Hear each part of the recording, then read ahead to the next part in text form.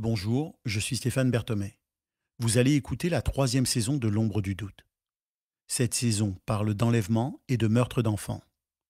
Malgré tout ce que j'ai pu voir lorsque j'étais policier, j'ai trouvé que certains documents de ces dossiers étaient difficiles à lire et à examiner.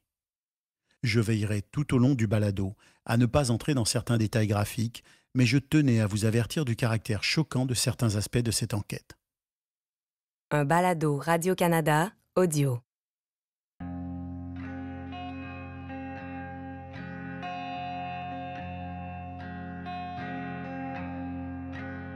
Quand il est disparu, là, c'est le quartier d'Hochelaga qui a vécu un déchirement, là, c'est incroyable. Les gens en parlent encore. Tout le monde l'aimait, Sébastien. C'est un bon petit garçon, très bon à l'école. Il a eu un honneur au talent en français. Puis il y avait beaucoup de camarades, il se promenait, toutes les filles couraient après lui, il était tout en amour avec, il était tellement beau. C'est pas parce que c'est mon fils, mais c'est vrai qu'il était beau. Quelqu'un me dit est-ce que tu en veux à la personne qui a fait ça à ton fils? Je sais pas à qui je peux en vouloir. Tu sais, je suis comme dans le néant, là. Je suis dans un labyrinthe, puis il n'y a pas de sortie. Et dès l'instant qu'un policier m'a dit d'après moi, votre fils est mort, c'est parce qu'on le trouve pas, il m'a tué. Puis je me suis dit, au lieu de dire je cherche Sébastien, je vais dire je cherche la vérité. Je veux connaître la vérité.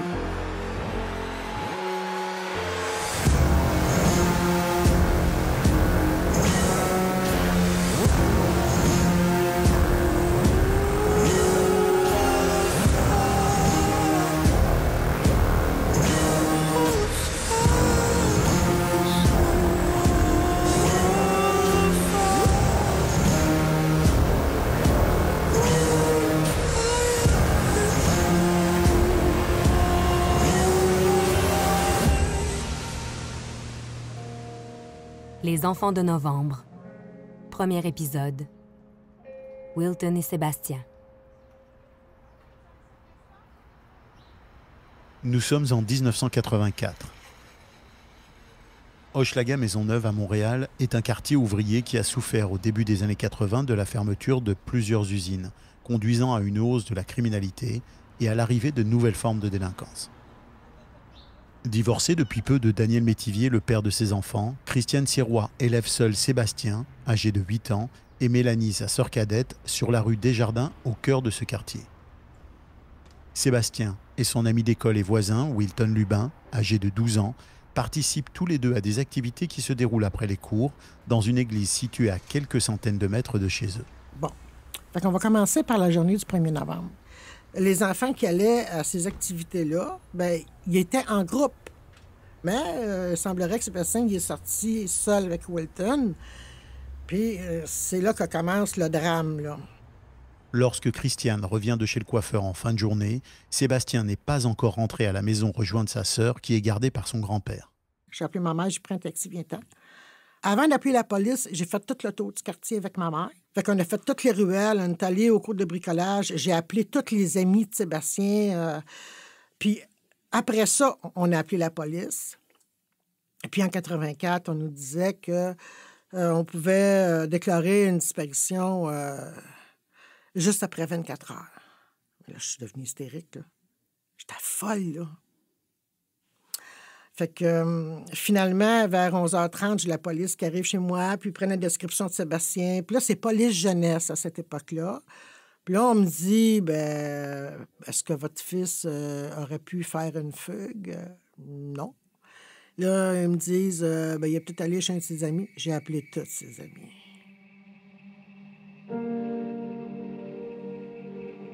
Dès la disparition de Sébastien, Christiane est convaincue qu'il se passe quelque chose de grave.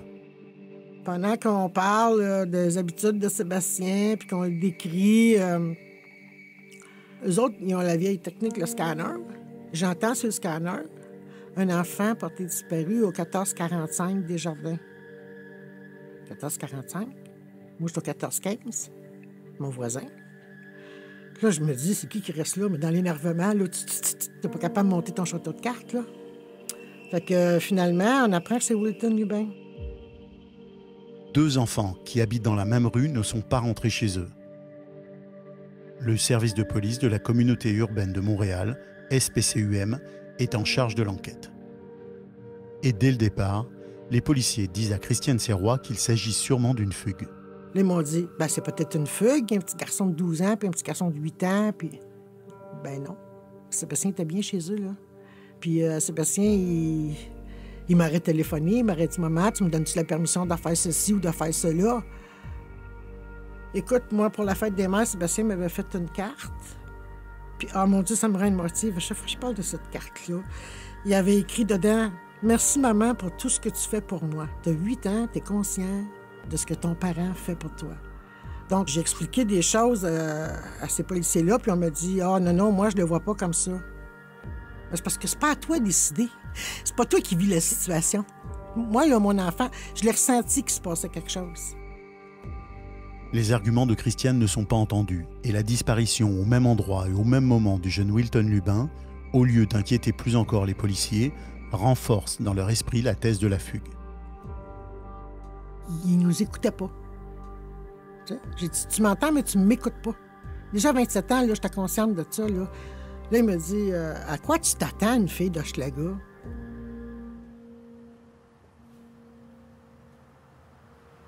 Pourtant, rien dans le comportement des enfants ne pouvait laisser penser qu'ils puissent fuguer. Et plus inquiétant encore, Wilton Lubin, le plus âgé des deux, est un enfant fragile et malade dont l'état de santé nécessite des soins réguliers. Puis, tu vois, la porte qui est là, c'est par là que les enfants rentraient pour aller à leur cours parascolaire. Et l'école était déjà finie, là? On était en dehors de l'école? Oui, c'était après le souper.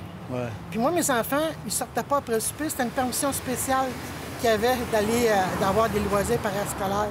Ils me disaient, crime, c'est bon pour qu'ils socialisent. Tu peux pas priver les enfants d'une petite joie comme ça. Là, ouais. Bon, là, on va marcher. Ici. Ça, on va marcher jusque chez toi. Oui. Puis les arbres, à cette époque-là, ils n'étaient pas grands de même, là. C'était des arbustes. Ah ouais, oui, évidemment, le quartier ne devait pas avoir du tout la même allure. Hein. Non, ça l'a changé. En marchant lentement, il nous a fallu moins de 4 minutes pour faire le parcours que Wilton et Sébastien devaient faire ce soir-là. Non, c'est sûr que ça... Bon, là, tu vois, le balcon qui est là, ouais. C'est là que j'habitais.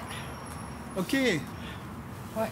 Fait que moi, de mon balcon, je voyais les enfants sortir de l'école, puis je les voyais entrer puis sortir de l'église.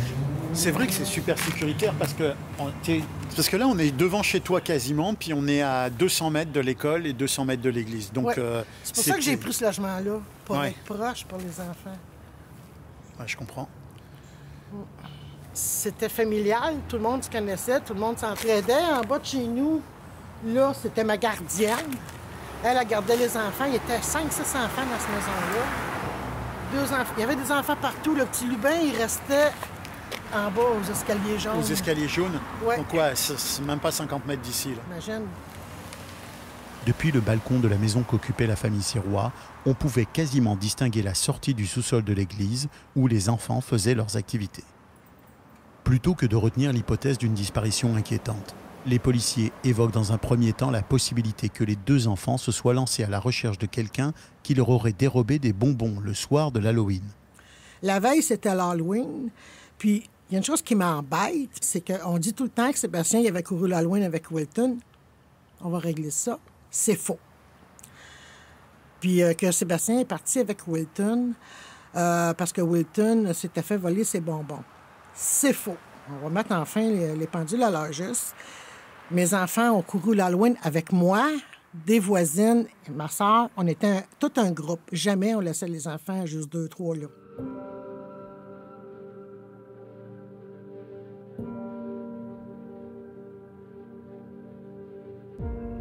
Depuis une semaine maintenant, Christiane Sirois, la mère du jeune Sébastien Métivier, reste à la maison avec sa fille Mélanie, âgée de 7 ans. Elle reçoit quotidiennement la visite des policiers qui la tiennent au courant des recherches pour retrouver le petit Sébastien, disparu jeudi dernier en compagnie de Wilton Lubin, un voisin. S'appuyant sur des témoignages disant avoir vu les enfants dans le nord de Montréal, dans le métro et même jusqu'à Mascouche, les forces de l'ordre s'accrochent ensuite à la piste dite des vendeurs de chocolat. For 2 weeks, the police and public have been searching for 12-year-old Wilton Lubin and 8-year-old Sébastien Métivier with the help of these photographs. Dans un article daté du 20 novembre 1984, les policiers expliquent le plus sérieusement du monde qu'ils ne croient pas que la vie de Sébastien et Wilton soit en danger, car ils auraient été engagés par des gens qui hébergent, nourrissent les enfants et leur font vendre du chocolat. Christiane Sirois, elle, pense à toutes sortes de possibilités, mais elle ne croit pas du tout dans cette piste avancée par la police. Il y a plein d'affaires, là. On peut aller loin avec ça, là. De pédophilie, des réseaux de prostitution, des gangs de rue. J'ai tout vu ça dans ma tête, toutes ces choses-là. Puis je me suis dit, est-ce que c'est possible? Tout est possible. Puis ça peut aussi être rien de ça. Une semaine avant la fin du mois de novembre, les policiers semblent de moins en moins confiants. Mais il faut attendre le 2 décembre pour qu'une nouvelle absolument dramatique vienne confirmer les pires craintes des parents. Vers 7h15 ce matin, un chasseur faisait la découverte du corps de Wilton Lubin flottant dans les eaux du fleuve près de l'île Charon au sud-est de Montréal. Et les circonstances de la mort de Wilton Lubin ne laissent aucune place au doute. Wilton Lubin a été assassiné avant d'être jeté dans le fleuve Saint-Laurent. Telle est la conclusion du rapport d'autopsie pratiqué aujourd'hui. Le corps de Wilton a été retrouvé pris dans des rochers à 4 pieds du rivage, sur le côté sud-ouest de l'île Charon. Le rapport d'autopsie que j'ai consulté dit que Wilton aurait vraisemblablement été étranglé. Mais il est aussi fait référence à des blessures par une arme tranchante comme autre cause possible de la mort. Le séjour prolongé dans l'eau a certainement compliqué les constatations médico-légales. Et pour la police, la découverte du corps de Wilton change évidemment tout. Quand ils ont trouvé le petit Wilton Lubin, là, t'aurais dû voir le policier, c'est un père de famille, hein?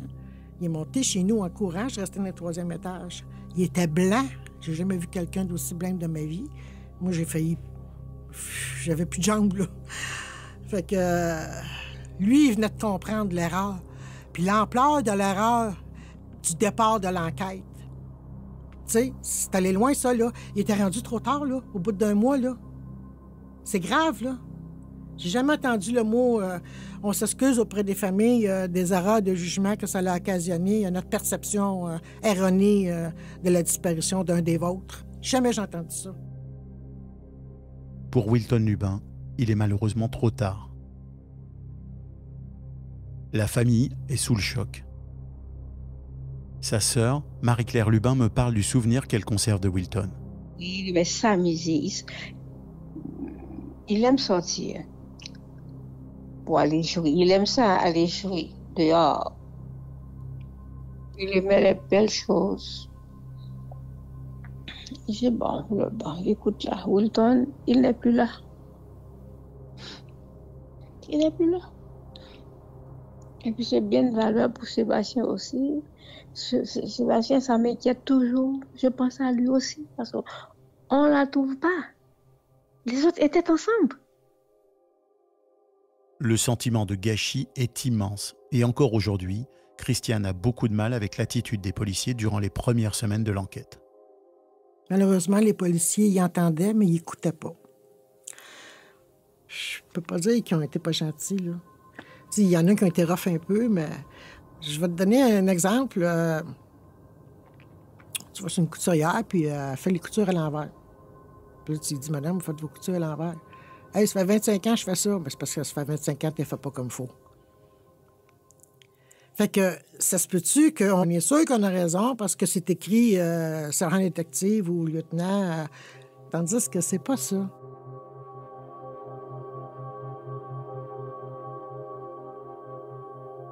On se souviendra qu'il y a 3 mois, Sébastien Métivier disparaissait en compagnie d'un de ses petits copains, Wilton Lubin.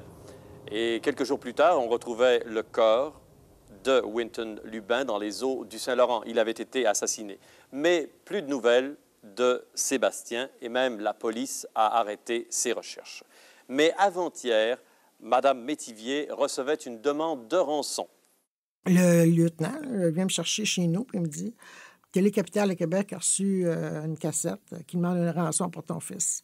Tu veux-tu venir l'écouter, voir si tu reconnais cette voix-là? » Ben là, c'était une voix comme de robot, là, de même, là. Non, je ne reconnais pas cette voix-là. Mais on demandait 50 000 $. Mais cet appel-là, là, ça m'a comme donné un boost. Parce que moi, là, je me disais tout le temps, ils l'ont tué. Pour Christiane, il s'agit presque d'une bonne nouvelle. La somme a été réunie par plusieurs personnes qui souhaitent contribuer à la libération de Sébastien. Elle est prête à être versée, mais personne ne se manifeste pour la récupérer. Là, vous avez reçu une demande de rançon et vous avez accepté de verser les 50 000 $. Ben, je ne peux pas le donner à un nuage. On ne sait pas où le donner, comment le donner, puis quand, puis comment s'y prendre. Là. Quelqu'un qui te dit « Je te demande 50 000 pour ton fils », il me dit pas où le donner, puis il me dit « J'ai aucune directive ». Mais si on vous donne des directives, vous allez les suivre? Sûrement. Si on me prouve que Sébastien est vivant. S'agit-il d'une tentative opportuniste destinée à se servir de la disparition de Sébastien pour tenter d'escroquer 50 000 $ à la famille Sirois? Des choses de ce genre arrivent parfois dans des dossiers très médiatisés. Malheureusement, je n'ai pas pu découvrir si la police avait obtenu des éléments à ce sujet. Mais Christiane me livre une information qui pourrait donner un tout autre éclairage à cette affaire de rançon. Son ex-mari, Daniel, serait venu chez elle quelques jours à peine avant la disparition des enfants. La semaine avant que Sébastien disparaisse, le père de mes enfants est rentré chez moi. Puis il s'est mis à crier « Il va arriver malheur à un de mes enfants ». Là, j'ai dit s'en aller, sinon j'appellerai la police. Plus tard, j'ai demandé pourquoi tu disais qu'il n'était pas arrivé malheur à un de tes enfants. Il est arrivé le malheur. Il me dit c'est un coup de téléphone que j'ai eu. Ah, c'est qui t'a téléphoné? Ah, je m'en souviens plus. Mais voyons. C'est pour ça que j'ai douté autour de lui. Tu as appris à un moment donné qu'il y avait une histoire de dette d'argent. Oui. Il y avait des petites dettes d'argent assez pour faire un beau voyage, là. L'ex-mari de Christiane a un passé judiciaire bien chargé et certaines infractions liées aux stupéfiants y figurent en bonne place. Et pour ajouter au mystère, un fait extrêmement étrange s'est produit une semaine après la disparition des 2 enfants. J'ai reçu un appel un soir, un jeudi soir vers 10h, 10h30. Puis j'avais tout le temps quelqu'un qui m'accompagnait chez nous parce que j'étais trop hystérique. Pas bien. Pas bien, merci. Donc, c'est ça. Le téléphone sonne, puis... Donc là, on parle de combien? 2 semaines après, c'est ça? Une semaine. Une semaine après. Une semaine après la disparition de Sébastien et Wilton. Ouais. Puis je vais tout le temps me rappeler que c'est un jeudi. J'entends comme un enfant qui pleure. De même, là, tu sais, en sanglots, là. Fait que ça faisait longtemps qu'il pleurait, là. Puis là, j'ai dit, voyons donc, comment ça se fait qu'à 10 h le soir, t'es pas couché? T'es qui, toi? Puis là, j'entends salut, puis la ligne se coupe. Quand j'ai entendu salut, j'étais sûre que c'était Sébastien. Est-ce que je me trompe? Ça se peut. Mais moi, j'étais sûre que c'était Sébastien. Toi, t'es convaincu que c'était Sébastien qui t'a appelé? Oui. Je suis convaincue. Comment interpréter cet appel? Était-ce vraiment Sébastien au bout du fil?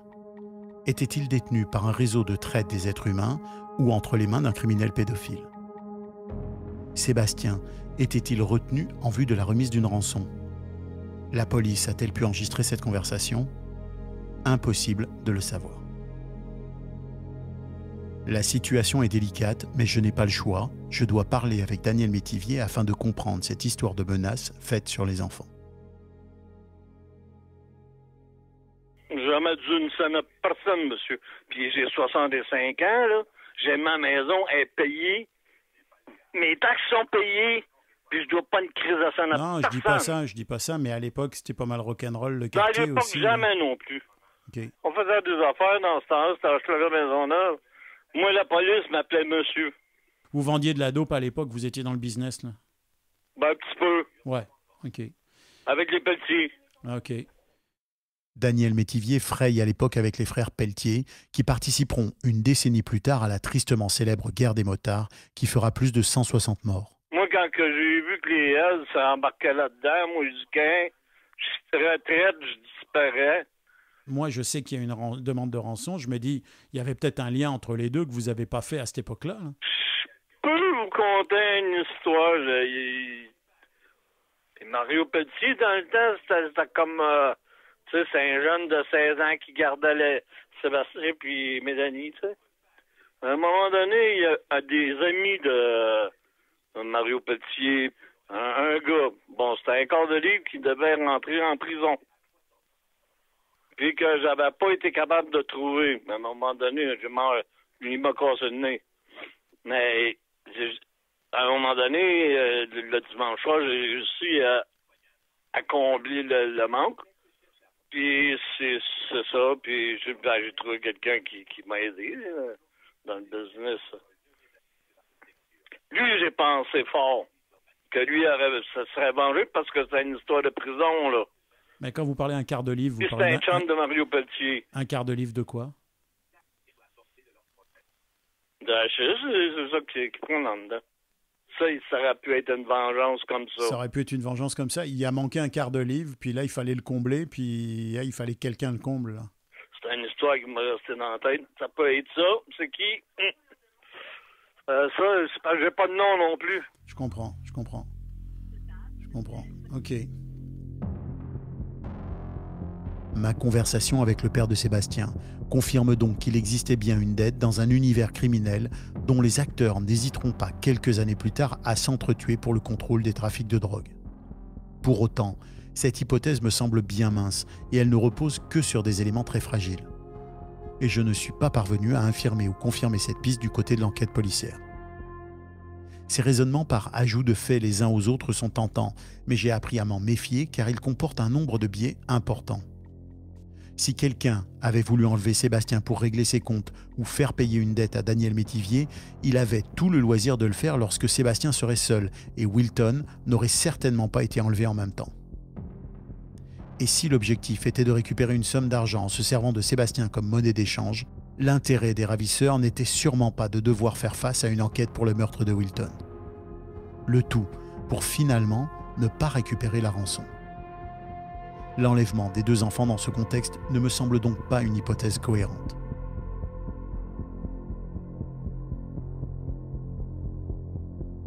Mais 27 ans après la disparition de Sébastien, en 2011, Daniel Métivier revient à nouveau sous le feu des projecteurs dans des circonstances pour le moins étranges. Sur Facebook, il y a une madame qui me dit « J'ai le regret de vous dire que vous ne retrouverez jamais votre fils. » Ah oui, pourquoi? Là, elle me dit, je peux pas vous dire comme ça sur Facebook. Fait que là, ça commence ça me titille, là, tu sais. Puis moi, je suis curieuse, fait que... j'allais parler tout le temps, là. Chaque fois que je revenais de travailler, je m'en allais sur Facebook, j'allais la voir, puis je parlais, puis...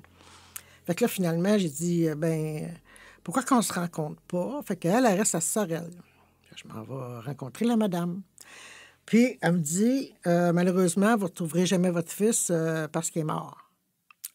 Fait que là, elle me dit, on voyait le petit Métivier dans les journaux, puis je vois passer Daniel, qui était son voisin à l'époque. Comme un après-midi, comme ça, elle lui dit par hasard, « Hey, c'est triste, qu'est-ce qui est arrivé au petit Métivier? » Elle dit, lui, il m'a dit, « Ah, il est mort, je l'ai tué, je l'ai découpé en morceaux, puis j'ai éparpillé son corps, ça et là, c'est un terrain vague. » La dame, elle habite Sorel. Oui. Puis elle dit qu'elle rencontre le père de Sébastien. C'était son voisin. Qui était son voisin. Oui, à l'époque. Puis ton ex-mari lui a dit qu'il avait tué Sébastien. Oui. Bonne claque dans la face, là.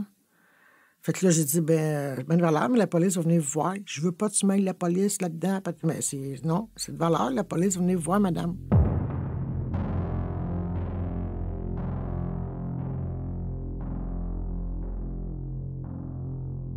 Hey, moi, quand je suis partie de là, la madame, là, ça m'a tellement bouleversée, je me suis perdue. J'étais complètement perdue. Fait que ça m'a bouleversée, là. Il a fallu que j'appelle une de mes amies pour lui dire, là, je suis rendue à telle place, comment je fais pour me retourner chez nous? Je suis complètement sonnée, là. Cette dame, elle avait gardé cette information pendant 20 ans. Mais oui. Imagine. C'est une madame, c'est une citoyenne, là. Une petite madame tout le monde qui va te parler de quelqu'un qui fraye avec un milieu criminel.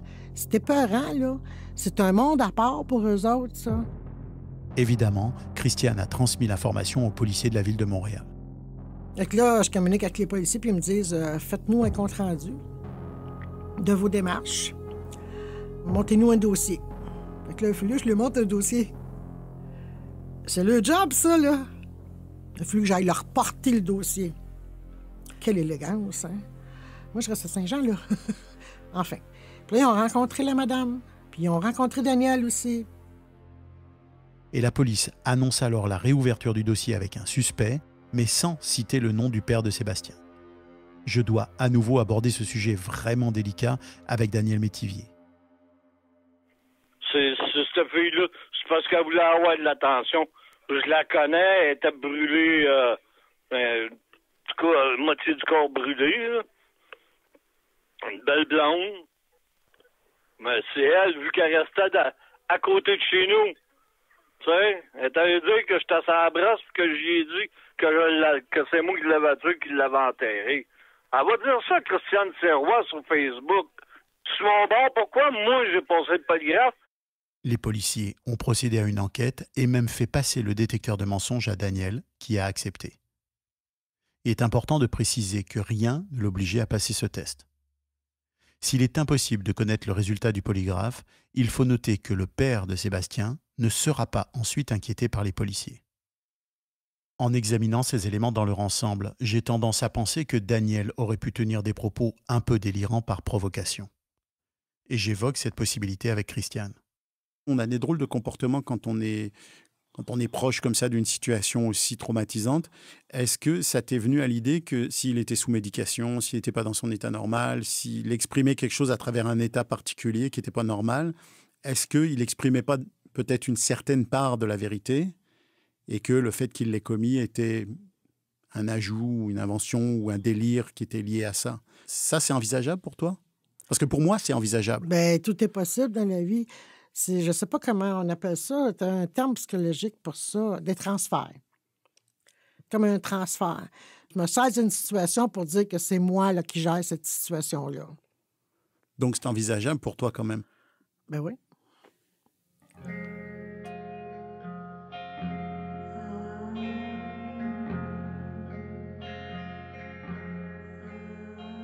Ce n'est qu'un sentiment à ce stade de mes recherches, mais je ne crois pas que Daniel Métivier ait été directement impliqué dans la disparition de son fils, sans pour autant exclure totalement la possibilité que ce soit le fait de membres de son entourage criminel de l'époque.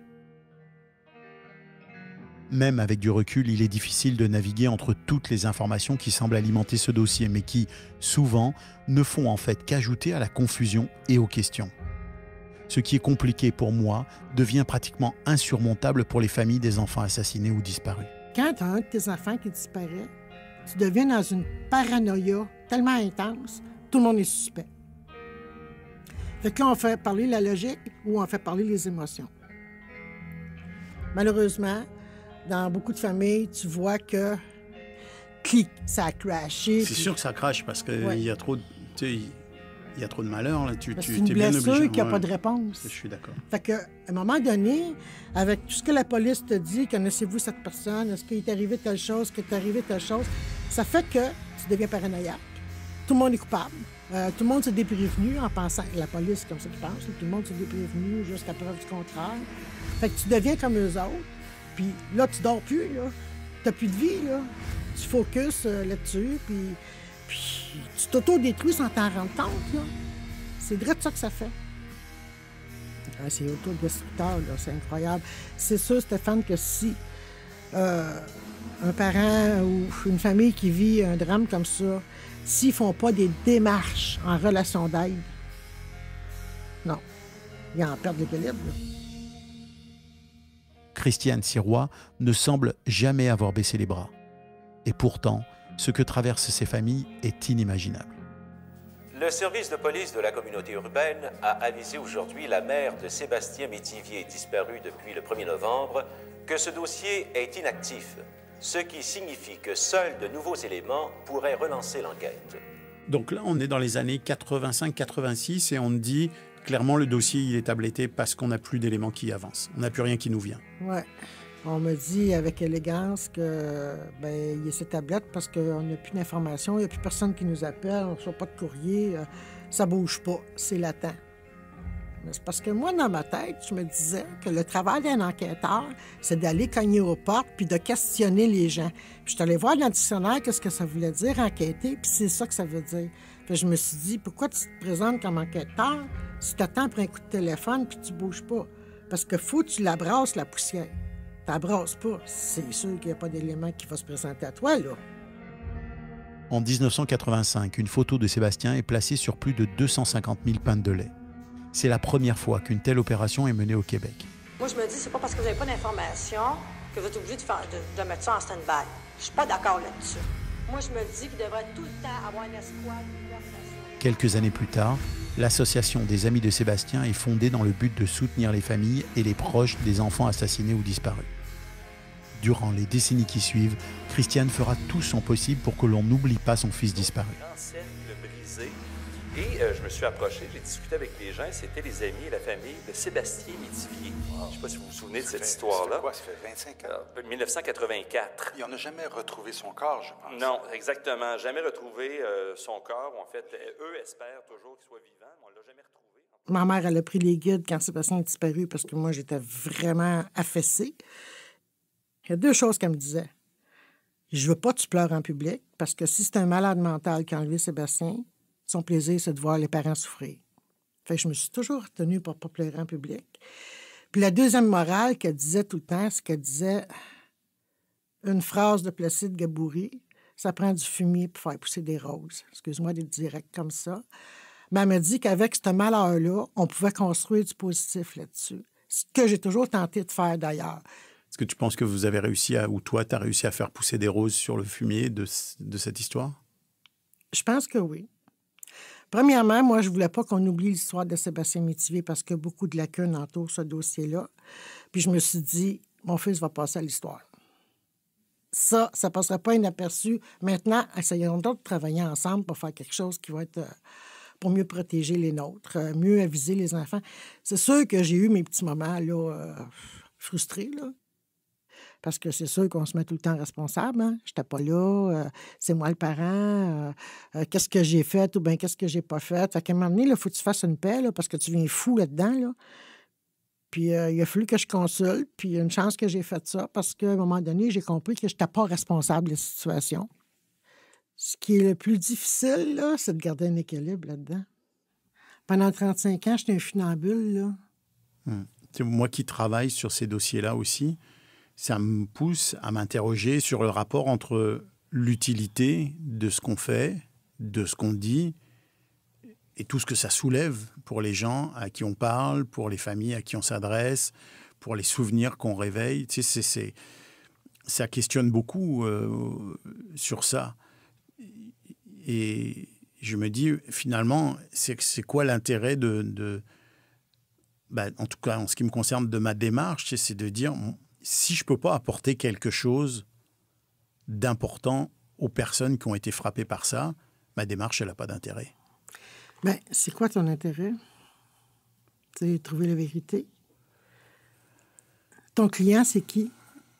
C'est le disparu? Ben, c'est toi. Tu sais, moi mon... Ben, c'est comme ça qu'il faut voir les choses. Mon centre d'intérêt, c'est est-ce que je peux apporter à une famille un élément indiscutable qui va faire avancer le dossier. Ça, c'est mon Graal à moi. Après, je réalise combien ça va être difficile parce que c'est rendu inextricable. Moi, je me dis qu'il faut enquêter.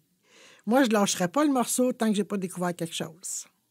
Je dis moi, mais va demander aux autres familles telles que moi, c'est sûr qu'ils ne lâcheraient pas le morceau tant qu'il n'y a pas eu quelque chose de découvert, là.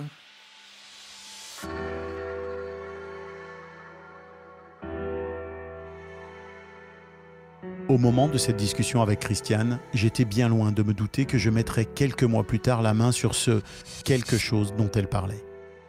Et encore moins que ce quelque chose allait nous éclairer sur des faits qui ne concernaient pas directement la disparition de Sébastien, mais l'enlèvement et les meurtres de plusieurs autres enfants. Pour moi, là, à la lecture du document, ça faisait plus de doute, là. C'est une chance que j'ai prise parce que les années passent aussi. Et tout le monde vieillit. Pour l'avoir côtoyé, pour l'avoir observé, pour avoir les éléments qu'on a trouvés, etc. j'avais la conviction profonde que c'était le bon suspect, mais que je ne pouvais pas l'accuser. À suivre. Les enfants de novembre, une série de Stéphane Berthomé, réalisée par Cédric Chabuel.